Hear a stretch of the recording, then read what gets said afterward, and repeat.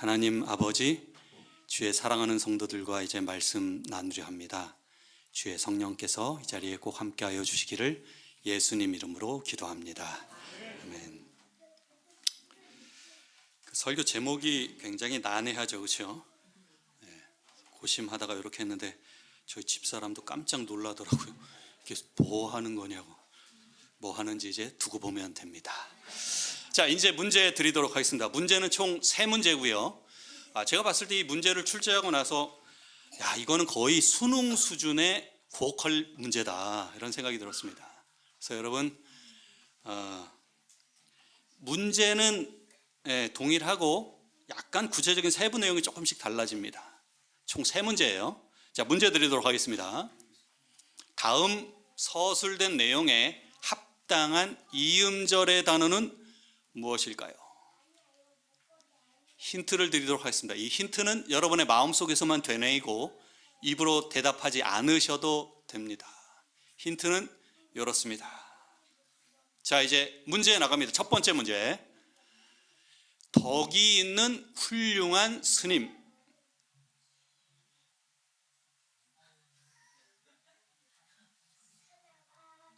이게 이렇게 어려운 문제는 아닙니다. 네, 예슬? 내가 스님? 자, 조용히 하고 그거는. 자, 덕이 있는 훌륭한 스님. 자, 요거에 해당되는 말 뭘까요? 손 들고 얘기해. 네, 우리 이재동 장로님. 덕중. 덕중, 그렇습니다. 덕중. 덕이 있는 훌륭한 스님, 덕중. 자, 두 번째 문제 나갑니다. 두 번째 문제. 불교 사찰에 걸려있는 커다란 종. 이제 우리 김혜정 집사님. 자, 우리 마이크가 나가기 전에 해야 되는데 원래. 자, 우리 김혜정 집사님. 남은 범종. 범종, 그렇습니다. 범종. 자, 세 번째 문제입니다. 세 번째 문제. 자, 불교 용어로 극락을 의미. 자, 손을 들고, 우리 잠깐만, 장로님 아직 하지 말고요. 자, 장로님 마이크 잡으면 하시면 됩니다. 네. 낙원. 아니고요. 요건 조금 어려울 수 있습니다. 그렇죠. 그러니까 왜 이렇게 고퀄인지 아시겠죠? 자, 네. 우리 양수희 집사님. 은우. 자, 마이크. 아니고요. 익천. 아니고요. 자, 우리 정창현 장로님.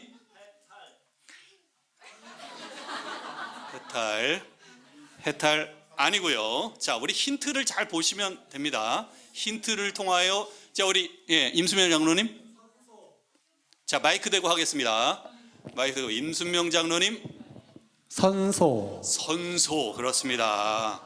불교 용어로 극락을 의미합니다. 덕중, 범종, 선소. 여러분이 삼패동교회의 전현직 목사님들의 이름은 불교와 매우 밀접한 관련이 있음을 알 수 있습니다. 물론 여러분, 제천교에서 심우하는 원효 목사님을 절대 이길 수는 없습니다. 만약 여러분 불교계 스님의 법명이 바울 스님 혹은 베드로 스님 이 정도 되면 견줄 수 있지만, 제가 네이버 구글 검색해 봤어요. 바울 스님, 베드로 스님 이런 법명을 가진 스님을 절대 찾을 수 없었습니다. 원효 목사님 승. 아무튼 여러분, 삼패동교회의 전현직 목사님들의 이 부모 세대들은 독실한 불교 집안이었을 것으로 추정되지만 확실하지는 않습니다. 지난 5월 5일은 어린이날이면서 부처님 오신 날이었는데, 오늘 이와 관련된 말씀을 좀 드리겠습니다. 여러분, 성경에 우상이라는 말이 처음 나오는 성경절은 출애굽기 20장 4절입니다. 10계명의 둘째 계명이죠. 너를 위하여 새긴 우상을 만들지 말고 또 위로 하늘에 있는 것이나 아래로 땅에 있는 것이나 땅 아래 물속에 있는 것에 어떤 형상도 만들지 말며. 여러분, 하나님께서 우상을 만들지 말라고 하는 이 둘째 계명을 주신 이유는 무엇일까? 약속의 땅이 가나안을 들어가기 전에 이스라엘 백성들에게 이 둘째 계명은 꼭 필요한 것이었습니다. 그리고 매우 시의적절했어요. 고고학 발굴에 의하면 이 팔레스타인의 가나안 민족들은 우상을 온갖 신들을 갖고 있었습니다. 특별히 그들은 자신들이 섬기는 신을 소규모로 해서 작게 만들어서 작은 입상이나 석주를 갖고 있었습니다. 여러분, 우상을 작게 만들면은 우상을 섬기는 입장에서 어떻게 좋을까요? 자기의 생활과 굉장히 밀접한 관련이 있습니다. 휴대하기도 편하고요. 예전에 여러분, 우리 휴대폰 막 벽돌처럼 돼가지고 막 이따만한 것 부의 상징이기도 했지만 점점 소형화되면서 누구나 손쉽게 가질 수 있게 된 것과 마찬가지예요. 이렇게 신이 작아지게 되면 집안 아주 깊숙하게 침범하여 들어오게 됩니다. 이 작은 입상들은 창세기에 나타난 드라빔처럼 가족 신으로 섬기게 됩니다. 라헬이 야곱과 함께 아버지 라반의 집을 떠나올 때에 그 가족 신인 이 드라빔을 몰래 가지고 나왔습니다. 라헬이 그 드라빔을 가져 낙타 안장 아래에 놓고 그 위에 앉았다 그랬습니다. 가나안 족속이 우상 문화를 아시는 하나님께서는 출애굽한 이스라엘 백성들이 가나안 땅에 정착하기 전에 먼저 우상을 제작하지 말아야 될 것을 권고하는 것은 매우 당연했습니다. 그런데 여러분, 이 둘째 계명을 조금 더 자세히 살펴보게 되면 이방신을 만든 것뿐만 아니라 하나님을 형상화하는 것에 대한 문제도 제기하고 있습니다. 일반적으로 이 둘째 계명은 이 다른 신의 형상을 만들어서 그 앞에 절하지 말라는 금지 명령으로 생각해 왔는데요. 만약 그렇다면 첫 번째 계명인 너는 나 외에는 다른 신들을 내게 두지 말라고 하는 이 첫째 계명의 반복에 불과합니다.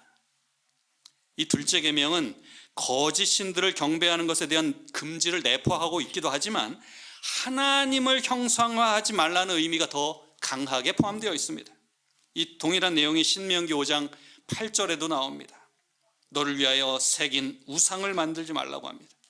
여러분, 이것은 히브리어로 페셀 웨콜 테무나라고 표기되어 있는데요. 이 페셀은 고대 근동의 여러 다른 이방 신들을 의미하지 않고 여호와의 형상을 뜻하는 그런 단어입니다. 그렇기 때문에 이 본문은 하나님을 하늘에 있는 것이나 땅에 있는 것이나 땅 아래 물속에 있는 것에 어떠한 형상으로도 표현하지 말 것을 이야기하는 것입니다.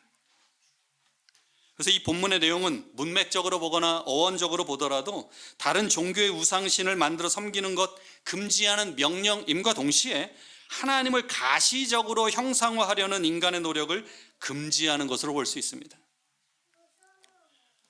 이 말씀을 통해 하나님께서는 얼마나 영적인 존재인지 우리가 알 수가 있습니다. 이걸 만약에 보이는 하나님으로 가시적으로 표현하게 되면 하나님의 본성이 대단히 왜곡될 수 있습니다. 어떻게 왜곡되는가?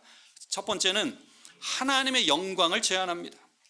출애굽기 32장에 보게 되면 아론이 그들의 손에서 금고리를 받아 부어서 조각칼로 새겨 송아지 형상을 만드니 그들이 말하되 이스라엘아 이는 너희를 애굽 땅에서 인도하여 낸 너희의 신이로다 하는지라. 이들을 출애굽시킨 존재는 누구입니까? 하나님이십니다. 근데 송아지 형상을 만들어서 누구라고 하는 거예요? 너희 출애굽시킨 존재가 바로 하나님이 바로 이 모양이다 얘기하는 것입니다. 시내산에서 십계명을 받으러 올라간 이 모세가 내려오는 것이 더뎌지니까 이 아론을 위시하여 이 일을 하는 것입니다. 인간은 하늘과 땅과 바다에 있는 여러 사물들을 통하여 보이는 하나님으로 만들려고 굉장히 노력해 왔습니다. 근데 여러분, 하나님께서는 자신의 신체의 모습을 자연 안에 계시한 적이 없으시고 모든 피조물 역시 하나님의 그 광대한 영광을 모두 드러내기에는 굉장히 제한적인 측면이 있습니다. 오히려 하나님께서 인간의 눈으로 볼 수 있는 가시적인 형태로 형상화될 때에 하나님의 영광은 대단히 왜곡되고 거짓된 모습으로 나타날 수밖에 없는 것입니다.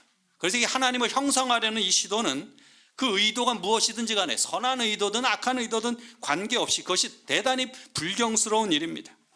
그리고 하나님의 존재를 피조물의 위치로 격화시키는 것입니다. 여러분, 그것을 형상화한다는 것은 갑자기 그 모양이 만들어지는 것이 아닙니다. 누가 만드는 거예요? 사람이 만드는 것입니다.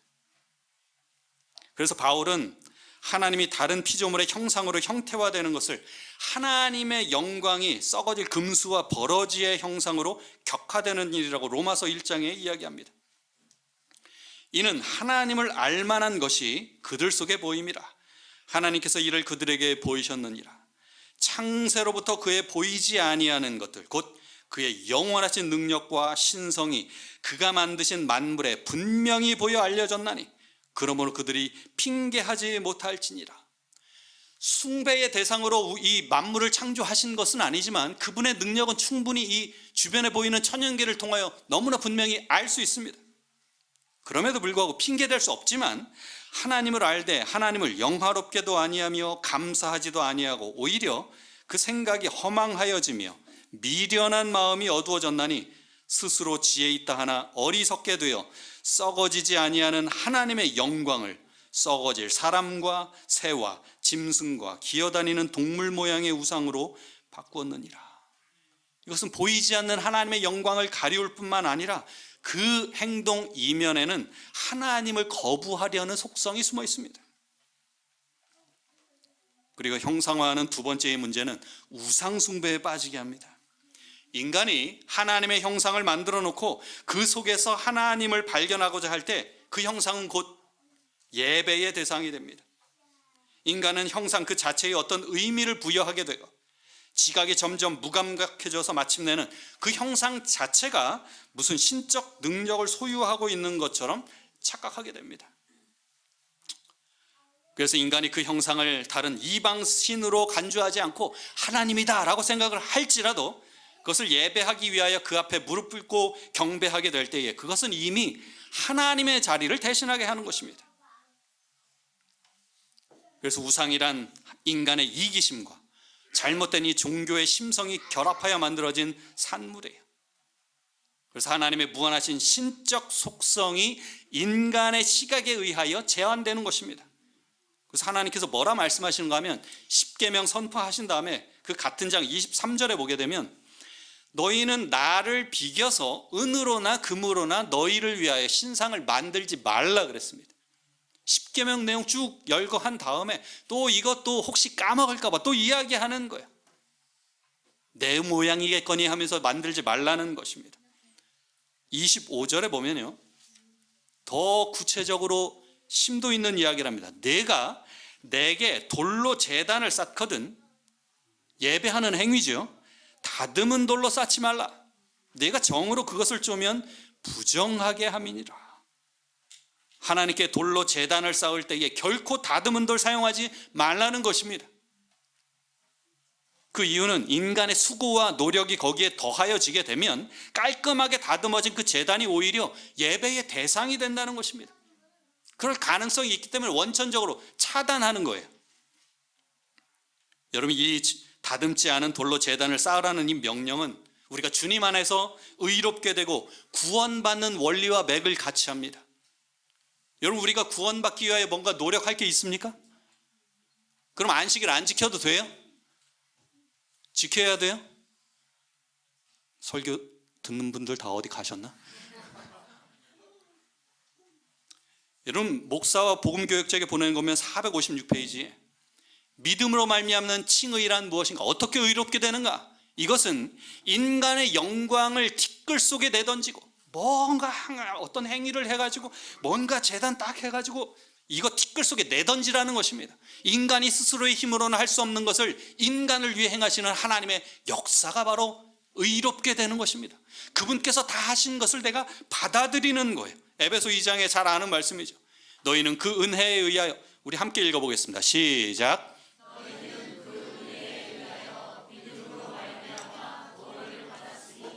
이것은 너희에게서 난 것이 아니요 하나님의 선물이라. 여러분 선물은 어떤 자기가 뭔가를 해서 받는 것이 아닙니다. 그 존재 자체가 받게끔 되는 거예요. 우리가 하나님 앞에 의롭다 인정받으며 입혀주시는 의도 마찬가지예요. 실무교훈 311페이지에 그리스도께서 친히 준비하신 옷만이 우리로 하여금 하나님 앞에 서게 할 수 있다. 그리스도께서는 이 옷 곧 그리스도의 의의 두루마기를 회개하고 믿는 모든 자에게 입혀주실 것이다.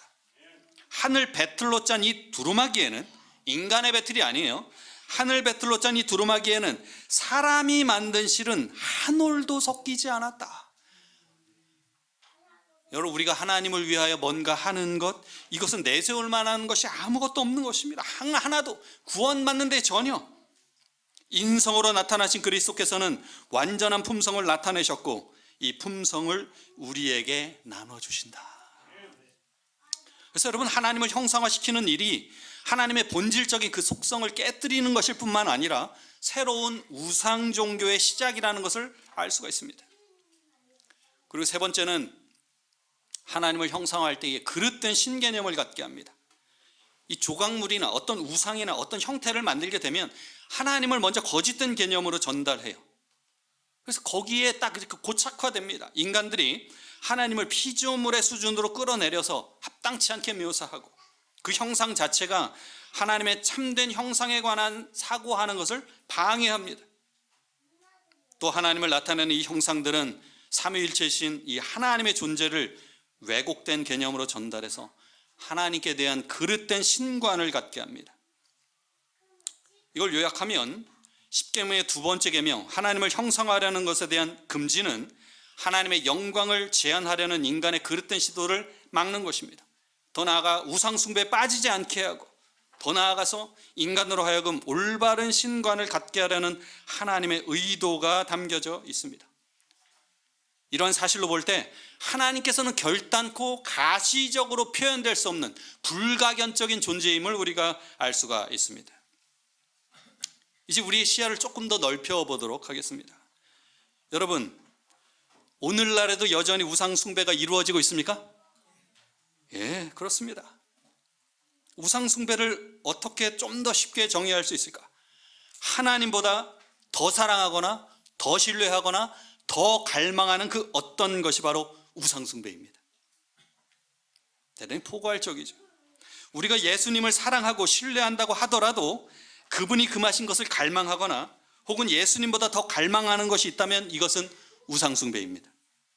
현대판 우상 숭배는 하나님 아닌 것을 하나님처럼 사랑하고 의지하는 것. 골로새서 3장 5절에 보게 되면 주목할 만한 말씀이 있습니다. 그러므로 땅에 있는 지체를 죽이라. 곧 음란과 부정과 사욕과 악한 정욕과 탐심이니 탐심은 우상숭배니라. 여러분, 탐심이 왜 우상숭배일까요? 탐심이란 무엇입니까? 뭔가를 탐하는 거예요. 우리 마음에 탐심이 생겨 안 생겨요? 생깁니다. 밀려들 때가 있어요. 먼저 그것에 우리는 마음을 빼앗기게 됩니다. 그리고 계속해서 생각하게 되면 그것이 마음속에서 떠나지 않아요. 그러다 보면 어떻게 할까요? 견물생심이라고, 어떻게 하면 저걸 가질 수 있을까 생각하게 됩니다. 나름대로 이제 방법을 찾죠. 그래서 뜻을 세웁니다. 또 그것을 얻고자 하는 그 뜻을 이루기 위하여 최선의 노력을 다합니다. 힘을 다해 그것을 얻으려 합니다. 그런 도중에 어느덧 내가 취하고자 얻고자 하는 그것이 우리에게 하나님의 자리를 대신하게 되고 그것이 이제 하나님이 되는 것이에요. 신명기 6장 5절에 보게 되면 너는 마음을 다하고 뜻을 다하고 힘을 다하여 내 하나님 여호와를 사랑하라. 하나님 섬기려고 할 때, 하나님을 사랑하려고 할 때, 하나님의 자녀라고 할 때에 하려면 어떻게 하라는 거예요? 제대로 하라는 것입니다. 온 마음과 뜻과 힘을 다하고. 어떤 남녀가 있다고 할 것 같으면 당신의 마음 50%만 받겠습니다. 이렇게 하고 결혼이 성사돼야 안 돼요? 안 되는 것입니다. 온전히 그 100%. 근데 여러분, 우리 마음 가운데에 탐심이 자리 잡게 되면 온 마음과 뜻과 정성과 힘을 다할 수가 없어요. 우리가 쏟아야 할 그 마음이, 하나님께로 향해야 될 그 마음이 다른 무언가에게 가 있게 됩니다. 하나님을 섬기고자 뜻을 세우기보다는 그 무언가를 얻고자 하는 일에 뜻을 세웁니다. 하나님을 섬기는 일 대신에 그 무언가를 얻는 일에 몰두합니다. 그러는 도중에 겉으로는 하나님을 섬기는 것처럼 보이지만 실제로는 얻고자 하는 그 무언가를 섬기게 되는 거예요. 그래서 탐심이 우상숭배라고 이야기하는 것입니다. 이것은 여러분 우상숭배의 또 다른 차원입니다. 분명히 외형적으로는 신앙생활을 잘하는 것처럼 보입니다. 교회도 열심히 다녀요. 교회 봉사도 잘합니다. 헌금생활도 잘해요. 그러나 내면적으로는 하나님보다 더 그 무언가를 사랑해요. 마음을 다하고 뜻을 다하고 힘을 다하여 하나님 대신 그 무언가를 사랑합니다. 처음에는 부정하죠. 난 그렇지 않아. 내가 장로고 집사고 목사고 한데 그럴 리가 있겠나. 계속 그런 생각을 밀어내요. 때에 따라서는 그 무언가를 얻기 위하여 하나님의 도움도 구합니다. 이것은 더 교묘한 우상숭배이고 현대판 우상숭배인 것입니다. 여러분, 조직신학자 폴 틸리는 우상에는 두 가지 특징이 있다고 했습니다. 첫 번째는 매력이.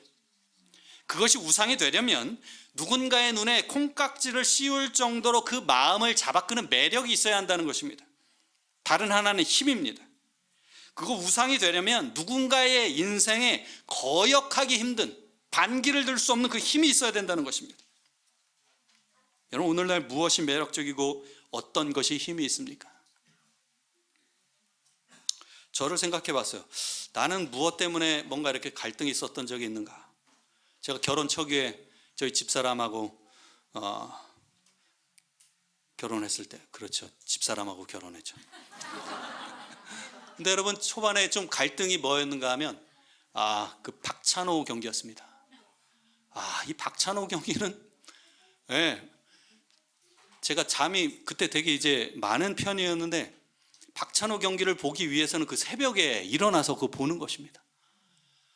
이 사람이 말려. 아니 지금 할 일도 많을 텐데 왜 이렇게 보냐고. 저희 집사람의 이야기는 들리지 않아요. 그 당시에 저의 우상은 박찬호였습니다. 얼마나 그렇게 공을 쌩쌩 잘 던지는지, 그렇죠?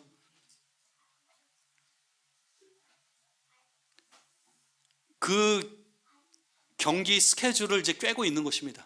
이제 그 경기가 언제 있는지. 투수들 보통 5일 간격을 두고 등판하거든요. 그럼 이제 또 다음 경기 언제 있겠구나. 다음 팀은 누구겠구나. 여러분, 오늘날 무엇이 매력적이고 어떤 것이 힘이 있습니까?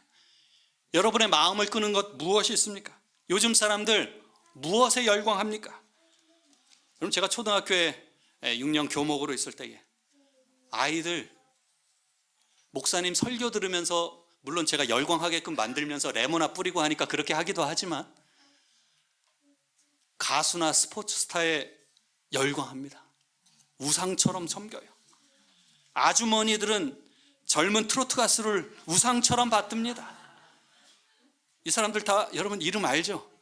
이 사람들 콘서트에 따라다니지는 않는다 할지라도 저 사람 노래 잘하는 사람쯤으로 알고 있습니다. 사업가들, 여러분 돈을 우상처럼 섬깁니다. 계속해서 벌고 싶어 해요. 정치가들 권력을 우상처럼 섬깁니다. 엄마들에게 무엇이 우상이겠습니까? 자식들입니다. 내가 혹시 이 땅에 이루지 못한 것, 이제 자식을 통하여 투영하면서 이루려고 해요. 그러면서 자기 만족을 합니다.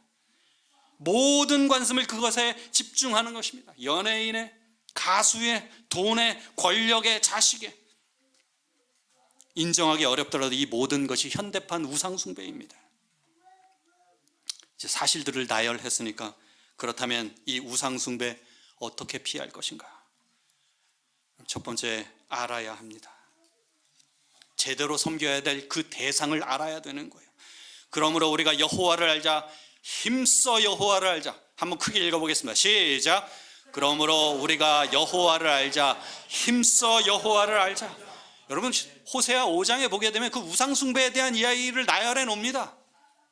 이렇게 하지 말라고 그러면서 해결책으로 제시해요. 어떻게 하자고요? 그러므로 우리가 여호와를 알자, 힘써 여호와를 알자.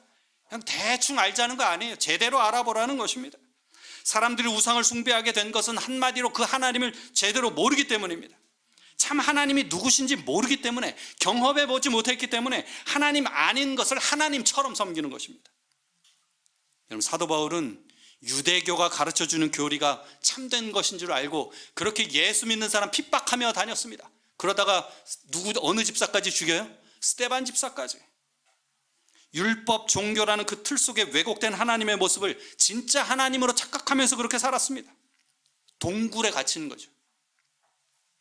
그러다가 사도행전 9장에 다메섹 도상에서 부활하신 예수님을 만났습니다. 예수님을 만난 다음에 그에게 새로운 세상이 열렸어요. 바울이 새롭게 보게 된 것은 부활하신 예수 그리스도를 통하여 계시해 주신, 그분이 계시하신 참 하나님에 대하여 알게 되었습니다. 자기가 갖고 있던 것이 왜곡된 사고였구나, 하나님을 올바로 보게 된 것입니다. 바울은 우상숭배의 그 동굴을 빠져나올 수가 있었습니다.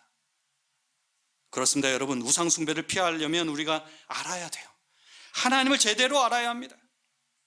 예수 그리스도께서 우리에게 계시해 주시고 그분을 통하여 나타난 그 하나님의 참된 사랑, 그 진면목을 우리가 알아야 하는 것입니다. 그 가운데서 뭘 깨달아야 돼요? 우리가 유일하게 섬길, 내 마음과 의지를 드려야 될 유일한 분 하나님이시라는 사실을 깊이 깨달아야 합니다. 아멘 소리 너무 작은데? 두 번째는 이제 하나님을 알고 난 다음에 그 하나님을 이제 가장 사랑해야 되는 것입니다.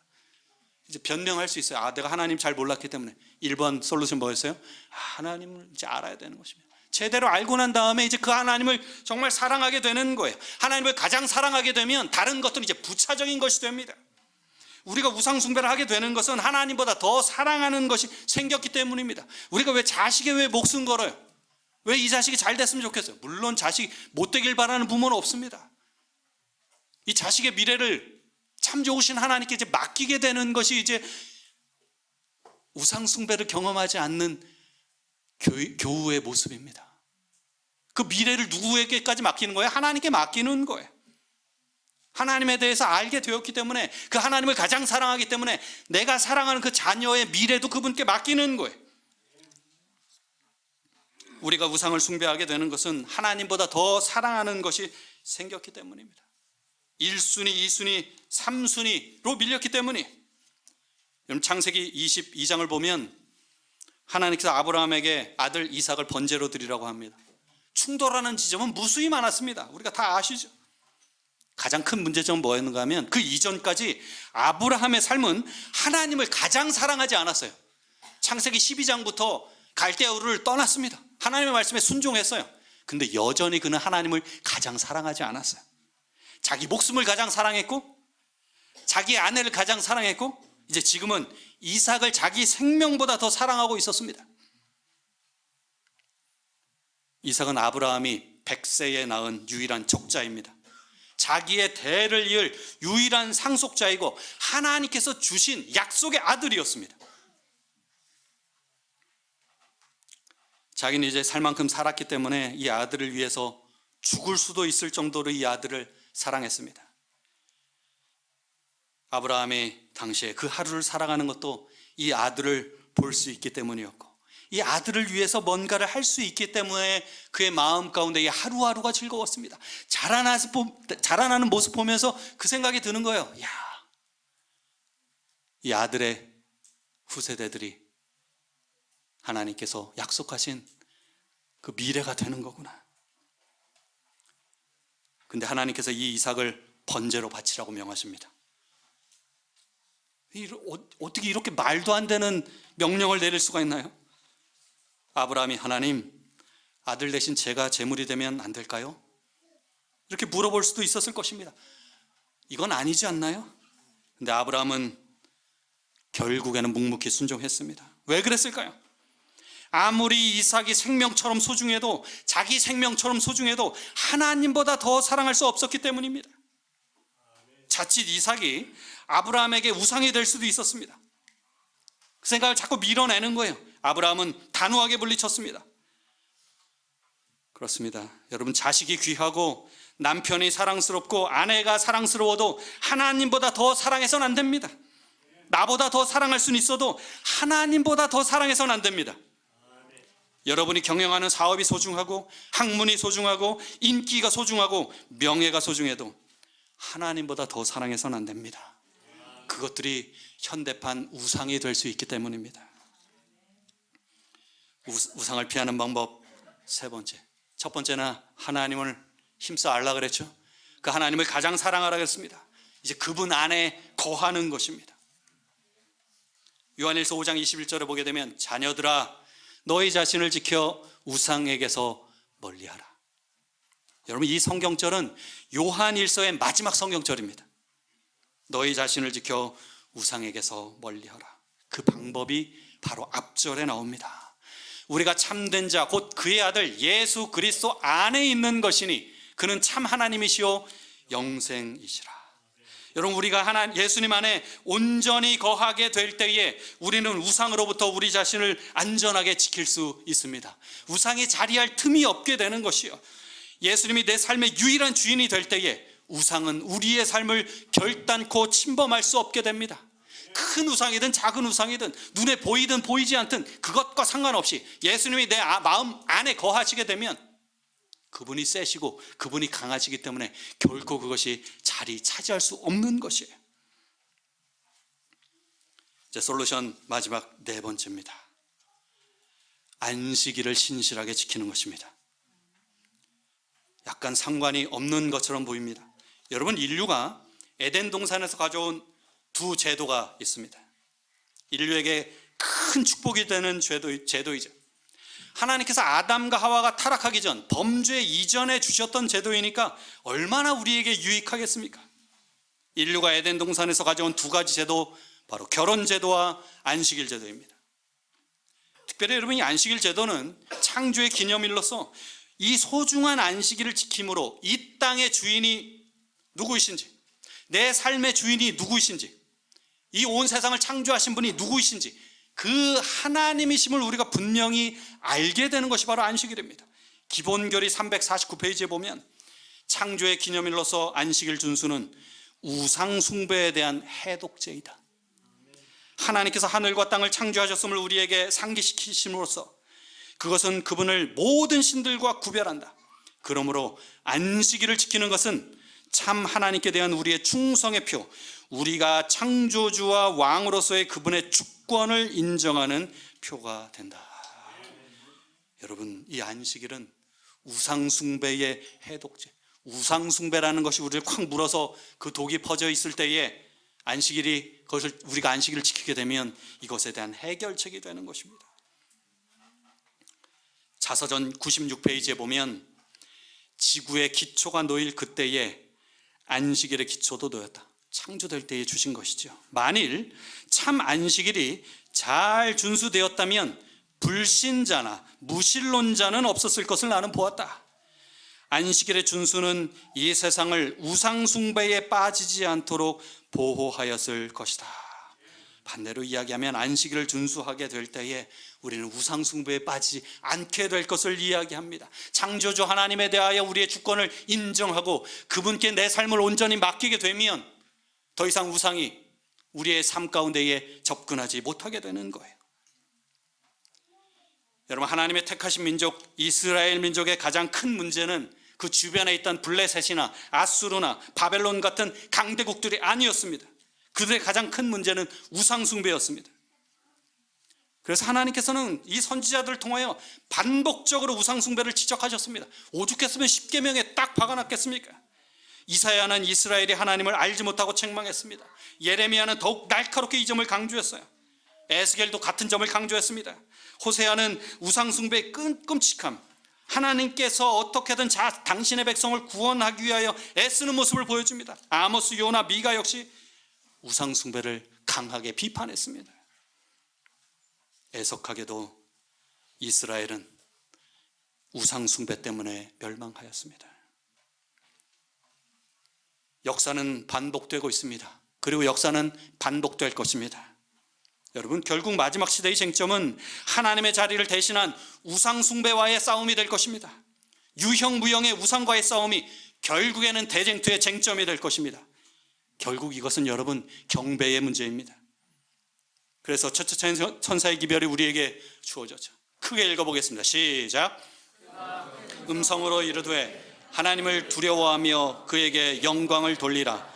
이는 그의 심판하실 시간이 이르렀음이니 하늘과 땅과 바다와 물들의 근원을 만드신 이를 경배하라 하더라. 결국엔 경배의 문제입니다. 셋째 천사의 기별도 우상에 대한 이야기가 나오죠.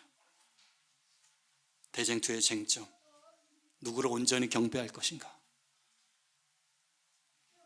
여호수아 24장 14절에 보게 되면 여호수아가 이스라엘 백성들에게 권고합니다. 그러므로 이제는 여호와를 경외하며 온전함과 진실함으로 그를 섬기라. 여러분, 지금 이방인들에게 하는 이야기가 아니에요.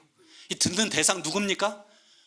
40년 동안 광야 생활하고 그 다음에 가나안 땅에 정착해서 하나님을 섬기고 믿노라고 하는 이들에게 하는 이야기입니다. 그들 주변에 여전히 성소가 있었어요. 십계명이 있었습니다. 하나님의 임재의 현현이 있었습니다. 그러고 있는데 뭐 하라는 거예요? 여호와를 경외하라고 이야기해요. 오늘날로 이야기하면 교회 출석하고 헌신하고 봉사하고 하는 것 같지만 아직까지 많이 부족한 것입니다. 그들의 삶의 반경에 여전히 우상이 있는 것입니다. 유언처럼 이야기하는 거예요. 여호와를 경외하며 온전함과 진실함으로 그를 섬기라. 너희의 조상들이 강 저쪽과 애굽에서 섬기던 신들을 치워버리고 여호와만 섬기라. 각자의 우상은 형편에 따라 다 다를 것입니다. 이제 이것들 치워버릴 때가 됐어요. 이것하고 함께 하기에는 우리가 너무나 푹 재림교인이 되어버렸습니다. 그리고 이 기별도 듣고, 여러분, 제가 이번 주 굉장히 화요일 설교부터 해서 장례식 설교 4번, 또 이번까지, 제가 어제 아침부터 이렇게 토하고 해가지고 아무것도 먹지 못한 채로 이 설교를 준비했습니다. 굉장히 부담을 갖고 이 기별은 꼭 전해야겠다는 마음으로 설교를 준비했어요. 이미 이 설교를 들었고, 여러분 반드시 이런 문제 꼭 해결해야만 합니다. 여러분, 여호수아의 권고,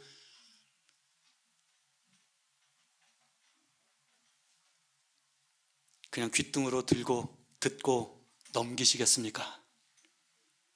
아니면 이 권고 받아들이고 이야기한 것처럼 여호와를 경외하며 온전함과 진실함으로 그분을 섬기고 애굽에서 섬기던 신들을 치워버리고 여호와만 섬기라는 이 권고, 이 땅을 살아가고 있는 여러분에게 하나님께서 주시는 분명한 기별임을 명심하시고, 그 전에 섬기던, 오늘 이전에 섬기던 그 모든 신들을 치워버리고 여호와만 섬기라는 이 권고에 전적으로 순종하시는 모든 성도들이 되시길 간절히 바라며 말씀을 마치겠습니다. 기도하겠습니다. 하나님 아버지, 우리는 이 땅에서 살아가면서 하나님도 섬기고 다른 신들도 섬기고 보이는 신도 섬기고 보이지 않는 무형의 신들도 섬기면서 그럭저럭 만족하며 살아가는지 모르겠습니다. 주님, 이러한 모습은 결단코 우리를 부르신 그 주님의 바라시는 것이 아님을 분명히 압니다. 이스라엘 백성들이 걸어갔던 그 길 똑같이 반복하여 걷지 않도록 하시고, 주님께서 우리에게 기대하시며 원하시는 치워버리고 이방신들 제거해버리고 하나님에 대하여 온전히 알고 하나님만을 사랑하고 하나님께서 우리에게 부여하신 그 길, 주님 안에서 거하는 참다운 행복을 느끼면서 안식일을 온전히 지킴으로 이방신이 우리의 삶에 결단코 침범하지 못하도록 주여 도우시고 이끌어 주시옵소서. 이 일 주님 안에서 꼭 이루게 되길 원하오니 말씀을 전하는 저로부터 시작하여 어린 아이들에 이르기까지 이 설교를 듣는 모든 이들이 결단하고 결심하는 일이 꼭 이루어지도록 주여 도와주시옵소서. 일주일간 세상 가운데 살 때에 주님 더 닮아가는 우리 모든 성도들 되게 하옵시기를 지금도 여전히 살아계신 예수님 이름으로 간절히 기도드리옵나이다. 아멘.